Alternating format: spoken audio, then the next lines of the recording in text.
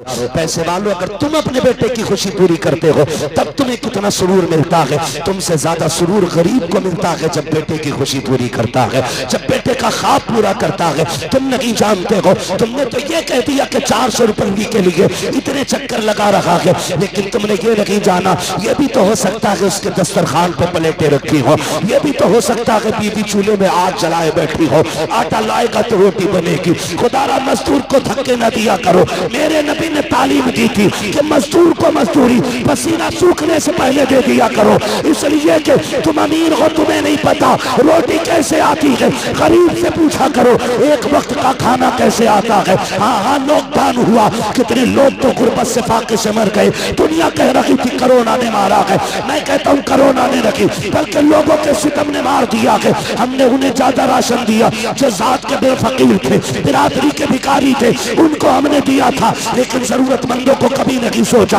एक अच्छा भला इंसान जो सोसाइटी में इज्जत से रहता था कैसे रह पाता? मेरे पास राशन नहीं है, किससे कहता आटा नहीं है, किससे कहता चावल नहीं है, वो इज्जत से घर में बैठा रहा। और यार सिर्फ चेहरे देख के ना है फैसले किया करो, किसी की मुस्कुराहट के पीछे गम भी होते हैं, किसी के लबों की मुस्कुराहट के पीछे सदमे भी होते हैं। ये ना सोच कि ये मांगेगा तब दिया जाएगा। अगर तेरा पड़ोसी है और चूल्हे से धुआं नहीं उठा, एक बार पूछ ले यार आज कुछ पका नहीं है क्या? क्यों आग नहीं जली थी? तुम्हारे घर से धुआं नहीं उठा? अगर कहते बस यूं ही काम चल गया, समझ लेना आज इसके घर खाने नहीं है। अपने आगे का उठा, जा उस भूखे के आगे ले जाके बैठ जा। खुदा की कसम काबे में जा करके लोगों पे लुटाने में इतना रब राजी नहीं होगा जितना भूखे पड़ोसी को खिलाने में अल्लाह राजी हो जाए।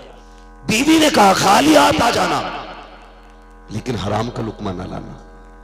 मंडी गया, लोग भी बड़े चालाक हैं यार, बड़े चालाक हैं। लोग उसे मजदूरी के लिए लेके आते हैं जो ताकतवर होता है, जो हट्टा कट्टा जवान होता है, और उसे लाने की वजह यह होती है कि यह काम ज्यादा करेगा। यही होता है ना, हट्टा कट्टा है, जवान है, काम ज्यादा करेगा, ये सोच के ताकतवर को लाते हैं। मंडी में जाके बूढ़ा खड़ा हुआ, बगल में थैला दबाए खड़ा था, जो आता ताकतवर को लेके चला जाता, जवान को लेके चला जाता। फिर वक्त वो भी आया कि कोई ना बचा, तन्हा ये बूढ़ा रह गया। इसने कहा यार मुझे ले चलो, 10 रुपए कम दे देना, मुझे काम पे ले चलो। किसी ने कहा इस उम्र में काम तुझसे कौन कराएगा, जा जाके कहीं बैठ, अपने घर जाके आराम कर। उसने कहा बच्चे भूखे हैं, मुझे 10 रुपए कम दे देना। खुदारा तुम्हें खुदा का वास्ता, जब तुम मजदूरी कराया करो सिर्फ ताकतवर देख के ना लाया करो, कभी कमजोर को भी लेके आ जाया करो, कभी बीमार को भी लेके आ जाया करो। और मजदूर के सर पे खड़े होकर के 100 रुपए दे करके 150 के काम ना लेना, बल्कि ऐसा करना काम 50 रुपए का किया है तो 100 रुपए दे दिया करो, काम 100 का किया है तो 200 दे दिया करो। तुम मजदूर की थोड़ी मेहनत पे राजी हो जाओ, अल्लाह तुम्हारे थोड़े अमल से राजी होकर जन्नत अता करेगा। अपने नीचे वालों पर रहम किया करो। क्या करे प्रधान के 100 बीघे धान थे, बना फिर है प्रधान, मजदूरी नहीं देता 10 दिन तक, धान कटवा लेगा, साफ पैसे चल बे 400 रुपल्ली के लिए चक्कर काट रहा। प्रधान ये तेरे लिए रुपल्ली होंगे, लेकिन ये किसी के दस्तरखान का इंतजाम भी हो सकता है, किसी के हॉस्पिटल की फीस भी हो सकती है, किसी के घर का चराग भी हो सकता है। 400 रुपए तू नहीं जानता, ऐसा भी कोई मजदूर होगा जो घर से कह के गया होगा शाम को आऊंगा बेटे मजदूरी का पैसा मिलेगा। बच्चों ने कहा होगा अब्बा हमने कभी सेब नहीं देखा, हमने कभी अनार नहीं खाया, इसने शायद वादा किया हो बेटे शाम को पैसा मिलेगा, तेरी ख्वाहिश पूरी करूंगा। खुदा की कसम तुम भी औलाद वाले हो, प्रधानों जमींदारों ठेकेदारों पैसे वालों, अगर तुम अपने बेटे की खुशी पूरी करते हो तब तुम्हें कितना सुरूर मिलता है। तुमसे ज्यादा सुरूर गरीब को मिलता है जब बेटे की खुशी पूरी करता है, जब बेटे का ख्वाब पूरा करता है। तुम नहीं जानते हो, तुमने तो ये कह दिया कि 400 रुपये के लिए इतने चक्कर लगा रहा है, लेकिन तुमने ये नहीं जाना ये भी तो हो सकता है उसके दस्तरखान पे प्लेटें रखी हो, ये भी तो हो सकता है बीवी चूल्हे में आग जलाए बैठी हो, आटा लाएगा तो रोटी बनेगी। खुदारा मजदूर को धक्के न दिया करो। मेरे नबी ने तालीम दी थी कि मजदूर को मजदूरी पसीना सूखने से पहले दे दिया करो, इसलिए कि तुम अमीर हो, तुम्हें नहीं पता रोटी कैसे आती है। गरीब से पूछा करो एक वक्त का खाना कैसे आता है। हाँ हाँ लॉकडाउन हुआ, कितने लोग तो गुर्बत से फाके से मर गए। दुनिया कह रही थी कोरोना ने मारा है, मैं कहता हूँ कोरोना ने रखी बल्कि लोगों के सितम ने मार दिया है। हमने उन्हें ज्यादा राशन दिया जो जात के बेफकीर थे, बिरादरी के भिखारी थे, उनको हमने दिया था, लेकिन जरूरतमंदों को कभी नहीं सोचा। एक अच्छा भला इंसान जो सोसाइटी में इज्जत से रहता था कैसे रह पाता। मेरे पास राशन नहीं है, किससे कहता आटा नहीं है, किससे कहता चावल नहीं है, वो इज्जत से घर में बैठा रहा। और यार सिर्फ चेहरे देख के ना है फैसले किया करो, किसी की मुस्कुराहट के पीछे गम भी होते हैं, किसी के लबों की मुस्कुराहट के पीछे सदमे भी होते हैं। ये ना सोच कि ये मांगेगा तब दिया जाएगा। अगर तेरा पड़ोसी है और चूल्हे से धुआं नहीं उठा, एक बार पूछ ले यार आज कुछ पका नहीं है क्या, क्यों आग नहीं जली थी, तुम्हारे घर से धुआं नहीं उठा। अगर कहते बस यूं ही काम चल गया, समझ लेना आज इसके घर खाने नहीं है। अपने आगे का उठा, जा उस भूखे के आगे ले जाके बैठ जा। खुदा की कसम काबे में जा करके लोगों पे लुटाने में इतना रब राजी नहीं होगा जितना भूखे पड़ोसी को खिलाने में अल्लाह राजी हो जाए। लेकिन हम तो खिलाते भी उन्हें हैं जहां नाम हो। बुरा ना मानिए, दे दिया करो टाइम से मजदूरी, दे दिया करो। मंडी से कभी लाओ ना, एक ताकतवर ले आओ, एक कमजोर ले आओ। किसी का चूल्हा तेरे घर से चल जाएगा तो खुदा की कसम तेरा काम भी महशर में किसी के इशारे पे चल जाएगा। तुम नहीं जानते हो ये भूखे पेटों की दुआएं कितनी बड़ी होती हैं। तुम नहीं सोच सकते ये जो भूखा मैदा होता है और जब रब की बारगाह में आवाज देता है ये फिर टाली नहीं जाती है, फिर टाली नहीं जाती है। मुझे वो नौजवान आज तक याद है, उसने मुझसे एक दिन फोन करके कहा, कहने लगा हजरत जी मैं गाड़ी चलाता हूं, ताज्जुब हुआ कि रात मेरी आंख लग गई और 1-2 मिनट सोता रहा मैं, लेकिन शुक्र अल्लाह का कि मेरी गाड़ी पलटी नहीं। मेरा हाथ देखें कैसा एक जगह डटा रहा नींद में भी। मैंने कहा यार बता कौन सी नेकी करता है, कौन सी नेकी करता है। उसने कहा कि जब भी मैं गाड़ी से वापस जाता हूं ना अपनी कमाई का 10वां हिस्सा जाके ना मैं मदरसे के तलबा को दिया करता हूं। मैंने कहा तुझसे किसने कह दिया, तेरे हाथ का ये एक्सपीरियंस था, तेरी जिंदगी का तजुर्बा था, या तेरा पुराना ये मश्क की कारीगरी थी। नादान तू सो गया था, रब की रहमतों ने तेरी गाड़ी संभाल रखी थी, किसी की दुआओं ने तुझे संभाल रखा था। हाँ भूखे पेटों की दुआएं बड़ी जल्दी कबूल होती है। कोशिश ये करना तेरी वजह से किसी का चूल्हा जले, तेरी वजह से किसी के घर के अंदर दस्तरखान पे रौनक आए। बुरा ना मानना, मैं कहता हूं खुदा करे हर बंदा मदीने शरीफ जाए, लेकिन लोग कहते हैं अल्लाह का शुक्र है मैंने 12 उम्रे कर लिए, 13 उम्रे कर लिए। ओ यार कब जाता है, कब मैं उम्रा करने रमजान में जाता हूँ। मैं कहता हूँ जब तू 13 उम्रे कर ही आया है, 1 उम्रे का पैसा गांव के गरीबों में तकसीम कर। कितने ऐसे गरीब रोजादार होते हैं जिनके यहाँ इफ्तारी के लिए पानी के सिवा कुछ नहीं होता। तूने गुंबद खजरा के साए में बैठ के इफ्तारी की तो क्या की, उन्हें भी तो देख लेता जो अपने बच्चों के रोजे रखवा के सिर्फ पानी लेके दस्तरखान पे बैठे होते। उस पैसे से तुम नहीं जानते, कई बच्चे नहीं भाई कहते अब्बा हमें रोजा रखना है, सुना पहला रोजा होता है बड़ी धूमधाम से रखा जाता है, लेकिन गरीब बाप ये तो नहीं कहता मेरे पास कुछ नहीं है, वो ये कह देता बेटे अभी तेरी उम्र नहीं हुई है, अभी तो बहुत छोटा है। वो अपनी गरीबी को बच्चे के बचपन में छुपाता है। काश क्या ही अच्छा होता, तू ना जाता 1 साल उम्रे को, 1 साल तू खजूर इकट्ठा करके गांव के हर गरीब को तलाश करता, चुपके से रात में उसके बाप के हवाले कर देता, वो बच्चों के आगे भी रुसवा नहीं होता। कम से कम तेरी वजह से किसी बच्चे के पहले रोजे पे उसे खुशी मिल जाती। खुदा की कसम मदीने वाला भी राजी हो जाता, काबे वाला भी राजी हो जाता। कोशिश ये कीजिएगा कि तुम्हारे पैसे से किसी का चूल्हा जले, करेंगे इंशाल्लाह।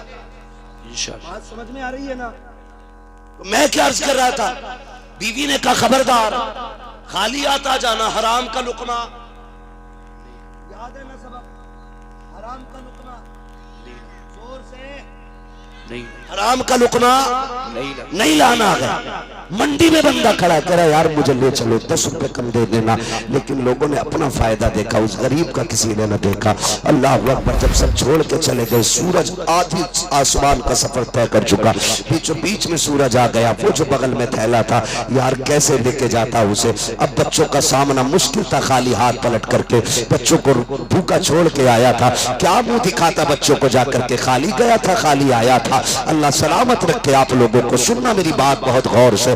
जब कोई नहीं मिला, सुने प्यारे, जब कोई नहीं लेके गया, अब ये क्या करता, घर कैसे जाता। सोचने लगा बच्चों को क्या मुंह दिखाऊंगा, अब क्या किया जाए। उसके बाद उसने दोनों तरफ नजर डाली, सामने मस्जिद का मीनार नजर आया। उसने अपना थैला लिया, मस्जिद में गया, वुजू किया, मुसल्ला बिछाया, रो के कहता, मालिक दुनिया वाले तो काम के लायक नहीं समझते हैं, मैं तेरे घर में आ गया हूँ, अब तेरे दरबार में नौकरी करूंगा, या अल्लाह मैं सफाई करूंगा, तेरे घर में झाड़ू लगाऊंगा। मेरे मालिक मेरे बच्चे 3 दिन से भूखे हैं, उनके रिस्क का इंतजाम फरमा दे। ए मेरे परवरदिगारे आलम, ये दुनिया वाले मुझे नौकरी के लायक नहीं समझते हैं, मैं तेरे घर में मजदूरी करने आ गया हूँ। ये कहकर शाम तक मस्जिद की धुलाई करता रहा, सफाई करता रहा। शाम को घर पलटने की बारी आई, दिल ने कहा चल, फिर अक्ल ने कहा अभी उजाला है, बच्चे देखेंगे, काम तब पे आना है जब बच्चे सो जाएंगे। रात के सन्नाटे पे दरवाजे पे पहुंचा, जैसे दरवाजे पे गया, दस्तक दी, ऐसा लगा जैसे बीवी दरवाजे पे इंतजार कर रही थी। दरवाजा खुला, बीवी ने शोहर का हाथ पकड़ा, उतरा हुआ चेहरा देखा। ये नहीं कहा था निठल्ले आ गया है, खाली हाथ गया था, खाली हाथ आया है। उसने थैला लिया, लेने के बाद साइड से रखा, शोहर से कहा वुजू कीजिए। शोहर ने वुजू किया, अपने मामूलात से फारिग हुए, बिस्तर पे लेट गया। बीवी सर दबाने बैठ जाती है, मेरे सरताज क्या हुआ। कहा मेरी बीवी मैंने आज मेहनत की है। कहा मजदूरी नहीं मिली। कहा इतने मैं मजदूरी मांग न सका और उसने दी नहीं। कहा मांग ली होती। कहा इतनी बड़ी चौखट पे नौकरी लगी है कि मांगते हुए हया आ रही थी। बीवी ने कहा बड़ी अच्छी बात है, कल जरूर लेके आ जाइएगा। ये कह के अगले दिन बीवी ने फिर भेजा, फिर कहा या कबल हराम, खबरदार हराम का लुकमा न लाना, लाना तो हलाल का लेके आना। जब दूसरे दिन शोहर पलटा, वही वक्त है, वही आलम है। आके देखा बच्चे फिर सोए हुए हैं। कहता बीवी बता तो सही, मेरे बच्चों को क्या खिला के सुलाया। बीवी ने कहा रब का शुक्र है, अगर पाना नहीं था तो क्या हुआ, हमारे घर में पानी तो मौजूद था, मैंने रब की नेमत से बच्चों को सैराब करके सुला दिया है। शोहर फिर बैठ जाता है। बीवी कहती है मेरे सरताज, कल जब जाना अपने मालिक से कह देना मैंने 3 दिन काम कर लिया है, 1 दिन की मजदूरी दे दे या इतना दे दे जिससे एक वक्त का खाना बन जाए, बाकी हिसाब बाद में कर लेंगे। अल्लाह अकबर। जैसी बीवी ने इतना कहा है, चेहरा देखा बीवी का, रोता हुआ चल दिया मस्जिद की तरफ। आने के बाद मस्जिद में सफाई की है, शाम का वक्त आया है, रो रो के कह रहा था ए मेरे मालिक, अब बच्चों का सामना नहीं किया जाता, कितनी बार बीवी से मुकाबला करूंगा। ए मेरे परवरदिगार, कम से कम इतना तो दे दो कि मेरे बच्चों का एक वक्त का खाना हो जाए। रो के कहता है मालिक मैं घर से चला था, मेरी बीवी ने इतना कहा था, अपने मालिक से कह देना इतना दे दे जो बच्चों का एक वक्त के खाने का इंतजाम हो जाए। ये कहते रोता हुआ कहता मुझ पे बेखुदी तारी थी, क्या करता, खाली हाथ से बेहतर था। मैंने थैले में मिट्टी रखना शुरू कर दी, मिट्टी भरी ताकि कोई देखे तो खाली न समझे। मैं थैला लेकर के अपनी बस्ती की तरफ चला, रात का इंतजार कर रहा था। दूर खड़े होकर के मैंने देखा, देखो बच्चे सो गए हैं कि नहीं, घर की दीवारें नीचे थी। उसने कहा मेरे घर से धुआं उठ रहा था, मैंने जब धुआं देखा आंखें मसल के सोचने लगा कहीं ऐसा तो नहीं है मेरा घर ना हो, मेरे घर में धुएं का क्या काम, मेरे घर के अंदर तो कुछ पकाने के लिए भी नहीं है।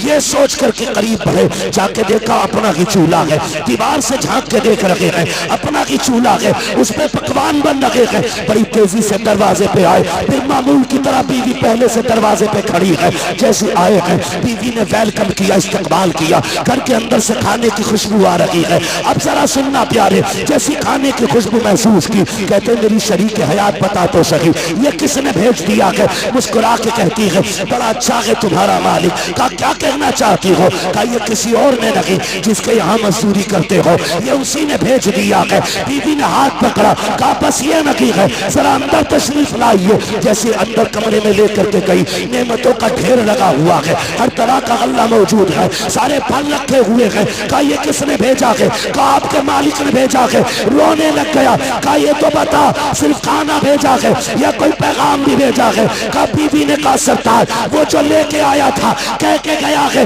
कि मालिक ने ये कहा है अपने शौहर से कह देना वो काम में कमी ना करे, हम उसको देने में मजदूरी में कमी नहीं कर सकते। जिंदाबाद। नारे तकबीर, नारे रिसालत, मसलके आला हज़रत, फैज़ाने आला हज़रत, फैज़ाने औलिया इकराम, सरज़मीने बसौलिया, इस्लाहे मुआशरा कॉन्फ्रेंस, हजरत अल्लामा मुफ्ती हम्माद रज़ा साहिब क़िबला। नारे तकबीर, नारे रिसालत। वाह वाह, बहुत खूब। कोशिश ये कीजिएगा हराम का लुकमा ना लाना, हलाल का लाना। कहीं ना मिले फिर बैठ जाओ मस्जिद में आके। हम तो माइल व करम है, कोई साइल ही नहीं। राह दिखलाएं किसे रह रहे मंजिल ही नहीं। मांगो ना कभी हुजूर से, झोली फैला के मांगो। लोग कहते दुआ कबूल नहीं होती, मैं कहता हूं मांग के तो देख। कभी मांगने बैठे ही नहीं। तूने तो हाथ भी रस्मन उठाए, मुंह पे फेरा चल दिया। किसी दिन जिद करके बैठ गया, जब तक देगा नहीं जाना नहीं है, जब तक देगा नहीं जाना नहीं है, बैठ वहां। फिर तू भी कहता हुआ आएगा, कौन देता है देने को मुंह चाहिए, देने वाला है सच्चा, देने वाला है सच्चा हमारा नबी। किसी का खेत नहीं काटना है, किसी की मेंढ नहीं काटनी है, किसी का चारा नहीं काटना है, चुरा के किसी का बकरा नहीं बेचना।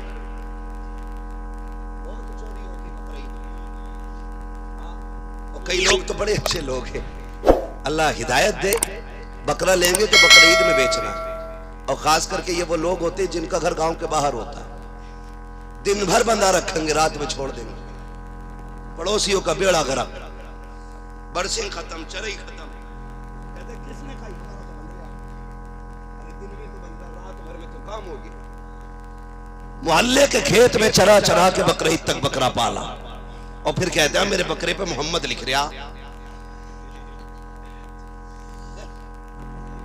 रंग से लिख रहे, जी जी। मोहम्मद लिख रहा मेरे बकरे पे। पला कहां था? यानी खूंटे पे ही रहा। और वो जो बेड़ा गर्क कर दिया पड़ोसी का, पूरी खेती तबाह कर दी। क्या फायदा ऐसे बकरों से यार, क्या फायदा है? फाके रह लो, किसी को एक रत्ती का नुकसान ना दो, एक रत्ती का नुकसान ना दो। पक्का मोमिन ही वो है जो अपने मोमिन भाई को तकलीफ ना दे। और कई आपको देखा पूरे खेत में खोदे में अड़ खोदे, और चल के दिखा दो तुम उस पे, कभी इधर को गिरेगा, कभी इधर को गिरेगा, काटेगा मेंढी। थोड़ी बड़े चालाक लोग हैं, अब तो नीचे नीचे से पूरे फिर पानी भर देते, वो मेंढ गिर जाती। फिर प्रधान कहते ये कैसे तोड़ दी? कैसा पानी से गिर गई। ओ भाई नियत अच्छी कर, नियत अच्छी कर। अल्लाह बरकत देता है ना तो इतनी से कोने में बरकत दे देता है, और जब वो लेने पे आता तो जबड़ों के अंदर से निकाल लेता है। हाँ, जमा कर कितना करेगा? एक थोड़ा निकालेगा कमर में, 15 लाख एक झटके में लगा देता है। फिर कहता है हम ही बचे थे मुसीबत को। ये सितम जो किया है ना, ये उसकी हाय है। खुदारा कभी हराम के लुक में न लाना। बचेंगे इंशाअल्लाह, सारे बोलो इंशाअल्लाह। अपने रब से हलाल के लुक में तलाश कीजिएगा, अपने रब से। अल्लाह देता है, जिस नीयत से आप निकलेंगे उस नीयत से आपको मिलना है, उस नीयत से आपको मिलना है। और औरतों से गुजारिश है, तुम्हारे शौहर की कमाई बड़ी मेहनत की होती है। ऐसा ना हो कि ये गया बाजार में और तुम गई मजार में। ऐ जी ऐसा कर दो मेरे आदमी मेरी सुनने लगे, और बेचारा सुन किसकी है? तेरी सुन सुन के तो बूढ़ा हो गया, कमर टूट गई उसकी, अब भी कमी रह गई। वो जो बाबा बैठा है उससे करिए ऐसा कर दो कि हम दोनों में मोहब्बत हो जाए। मेरी बहन जिसके पास तू गई है, पूछ इसके पड़ोसियों से, इसकी खुद अपनी बीवी से 10 साल से नहीं बनी। और जिसकी अपनी बीवी से 10 साल से न बनी, वो तेरी बनाएगा, बिगाड़ और देगा। इसलिए इन ठगों के पास न जाना, इन लुटेरों के पास न जाना। अगर तेरा शौहर तुझसे प्यार नहीं करता तो फिर कुरान लेके बैठ, पढ़ सूरह यूसुफ, पढ़ सूरह यासीन, मुकम्मल कर ये सूरत, हाथ उठा कि मालिक तुझको आयशा का वास्ता, तुझे खदीजा का वास्ता, तुझे खातून जन्नत फातिमा ज़हरा का वास्ता, मेरे शोहर के दिल में मेरा प्यार जगा। खुदा की कसम 6 किलो का तावीज वो असर नहीं करेगा जो कुरान पढ़ के उठे हुए हाथों की दुआ असर कर डालेगी।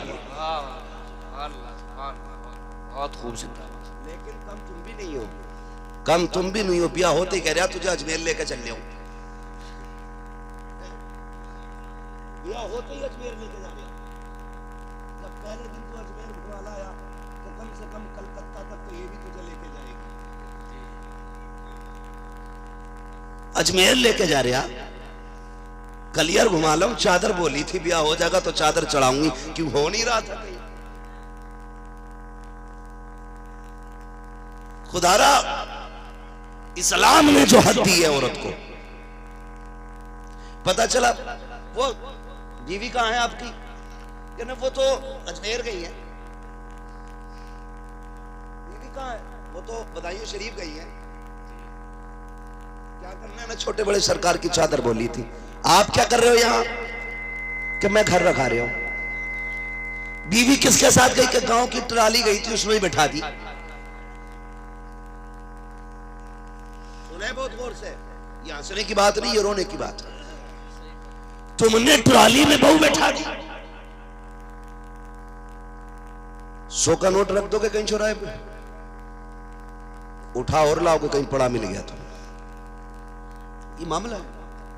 गिरे पैसों को फट से उठाता आदमी, कोई देख नहीं, ऐसा रख के दाएं बाएं देखता कोई देख नहीं। हम 100 रुपए रोड पे नहीं डालते क्योंकि हमें लगता पैसा प्यारा है, लेकिन मेरे नबी ने फरमाया था मोमिन की इज्जत काबे की इज्जत से ज्यादा बड़ी है।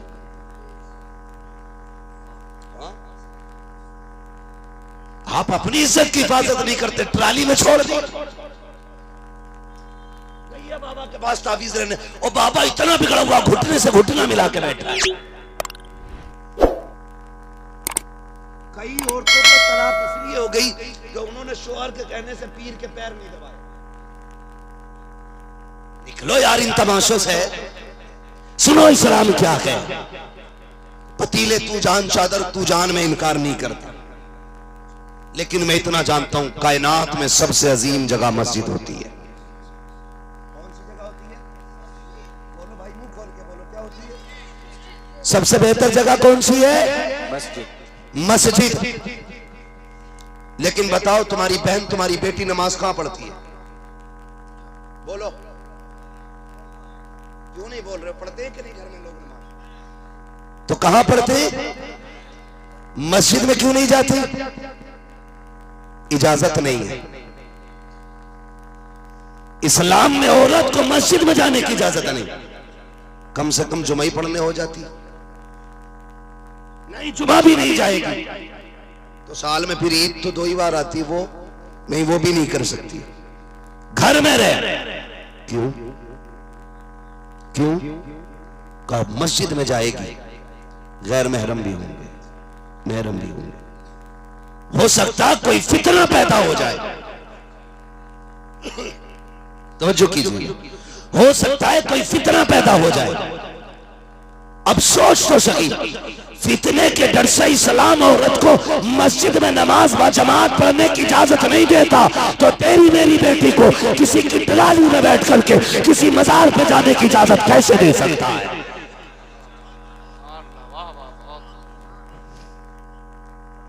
जिंदाबाद। ये जो रचना करम सिंह के साथ आ रही है, उसकी वजह ये है कि जो ये जो आता है ना बिल्कुल बेटे की तरह है।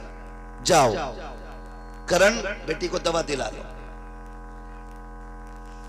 लो उसको दवा दिला लो। इस्लाम की हकीकत जानते हो आप? इस्लाम का अपना एक मिजाज है। इस्लाम ये कहता सगे भाई बहन सिर्फ समझदार हो जाएं, बालिग नहीं, समझदार अगर हो जाएं तो सगे भाई बहन को एक बिस्तर पे कांधे से कांधा लगा के बैठने की इजाजत नहीं। जो इस्लाम सगे भाई बहन को कांधे पे कांधा लगा करके चारपाई पे बैठने की इजाजत नहीं देता, वो तेरी बेटी को गैर की मोटरसाइकिल पे चिपक के बैठने की इजाजत कैसे दे सकता है?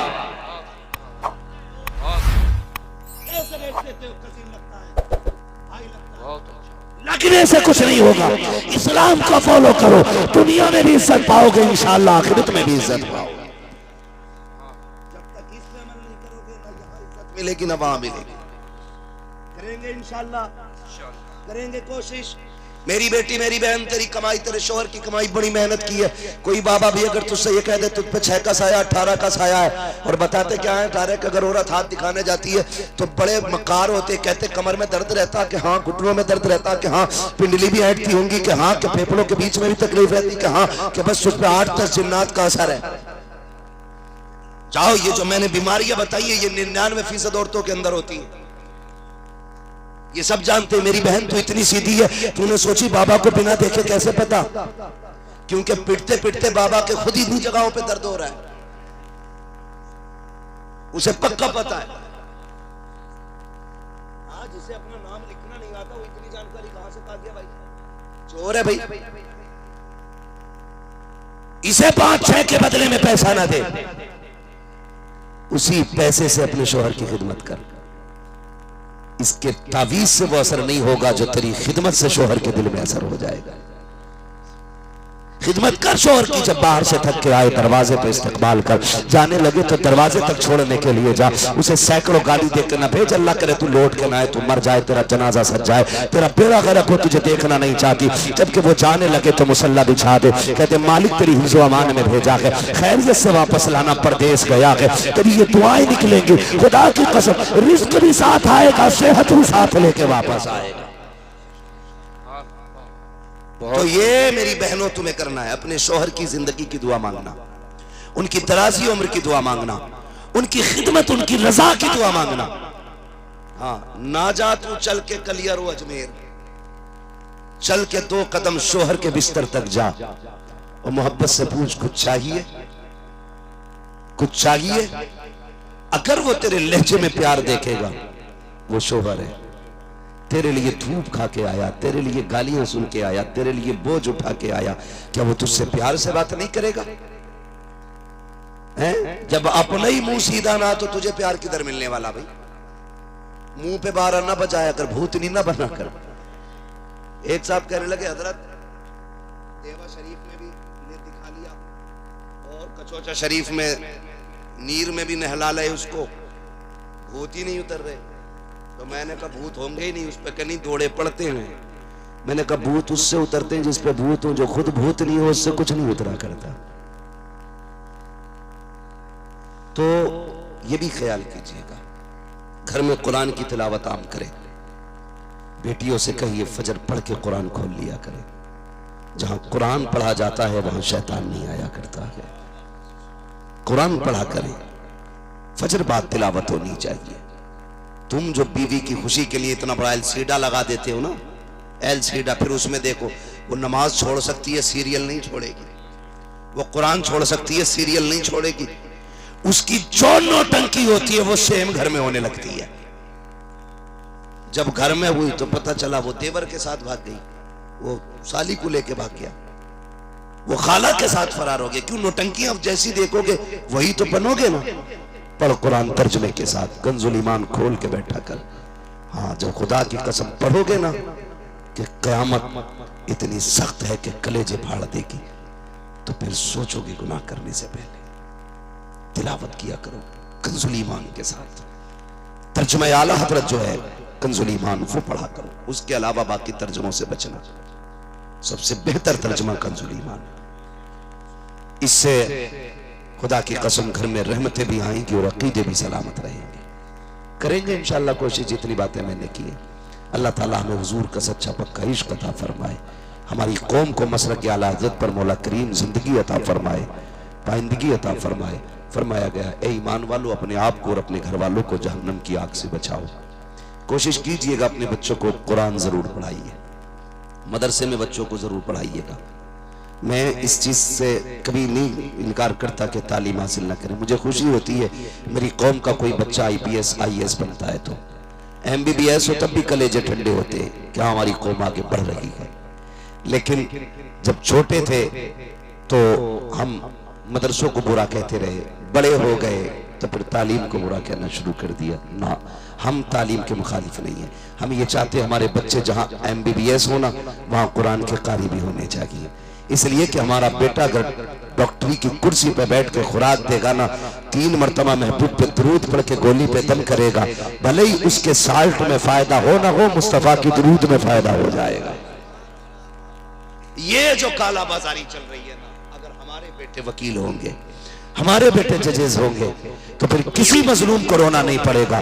जब फैसले की कुर्सी पे मुस्तफा का गुलाम बैठेगा ना, फिर दौरे फारूक आजम नजर आ जाएगा, दौरे फारूक नजर आएगा। हम चाहते हैं हमारी कौम के जवान आगे बढ़े और हर कुर्सी में बैठ करके इस्लाम का आईना दिखाए, ऐलान कर दे, यहाँ फैसला करते वक्त कोई रिश्वत, कोई घूस नहीं देखी जाती, यहाँ दलील देखी जाती है। दलील जिसकी पक्की होती है, फैसला उसी के हक में किया जाए। इसलिए डॉक्टर बाद में है, गुलाम मुस्तफा पहले, इंजीनियर बाद में, गुलाम मुस्तफ़ा पहले। पढ़ाइए बच्चों को मदरसे में, खुदा की कसम मदरसे की बहुत बड़ी देन है इस उम्मत पर। आज जो ताड़ियाँ सलामत है मदरसे की वजह है, आज जो टोपियाँ सलामत है मदरसे की वजह है। तुम्हारे बच्चों को जो कलमा आता है ना, वो मदरसे की देन है। तुम्हें जो नमाज जनाजा याद है, ये मदरसे की देन है। जिसकी मुखालफत करते हो, अगर ये बंद हो गया ना, कोई जनाजा पढ़ाने वाला नसीब नहीं होगा। जनाजा तो छोड़ो, कान में कोई अजान पढ़ने वाला नहीं होगा। दफन करने के लिए तरस जाएंगे लोग, कोई मिट्टी देने वाला सुन्नत के मुताबिक नहीं मिलेगा। इसलिए बच्चों को आलिम बनाइए। एक बच्चा हमारे घर के अंदर हाफिज कुरान हो गया, अल्हम्दुलिल्लाह, समझ लेना कि हमारा पूरा घर बदअकीदगी से भी बच जाएगा। और कितनी चीजें तो खाली हाफिज होने की वजह से, शर्म की वजह से खत्म हो जाती। अब्बा की दाढ़ी नहीं थी, बेटा हाफिज बना, कहता यार दाढ़ी रखने अब तो अल्लाह कोई क्या। अब्बा ब्याज लेता था, यार अब तो गैरत आनी चाहिए, अल्लाह हाफिज हो गया, तुम ब्याज ले रहे हो, तो फिर वो भी खत्म। एक बंदा, फिर बहनें भी हया करती है, नहीं गलती नहीं करनी है, बहन आप भाई हाफिज कुरान है, लोग मेरे भाई को क्या कहेंगे। एक पढ़ा लिखा आ जाए तो घर संवर जाया करते हैं, अगर खानदान पड़ जाए तो नस्लें संवर जाएंगे इंशाअल्लाह। बेशक करेंगे इंशाअल्लाह ऐसा। बस जो हुए अगलात उनको माफ फरमाए रब्बे कायनात। जिंदगी ने दिया साथ, फिर होगी मुलाकात। चमन रहा फूल खिलेंगे, जिंदगी रही फिर मिलेंगे। मुसाफिर हैं हम भी, मुसाफिर हो तुम भी, किसी मोड़ पर फिर मुलाकात होगी। फकीरान आए सदा कर चले, सदा खुश रहो ये दुआ कर चले। सारे लोग कलमा शरीफ पढ़ लीजिए, ला इलाहा इल्लल्लाह, और जोर से ला इलाहा इल्लल्लाह मुहम्मदुर रसूलुल्लाह व मा अलैना इल्लल बलाग। अस्सलामु अलैकुम व रहमतुल्लाह।